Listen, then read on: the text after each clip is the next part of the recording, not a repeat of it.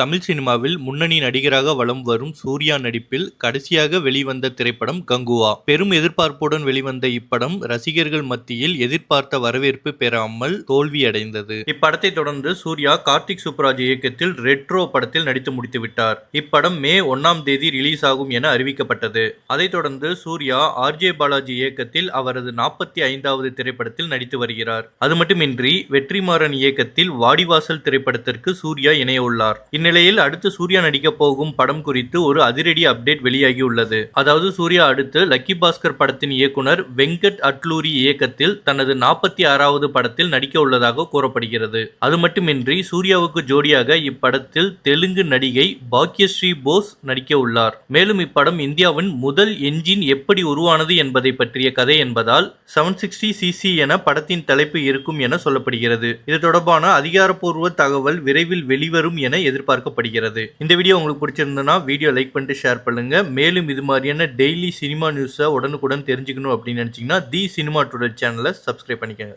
Thank you.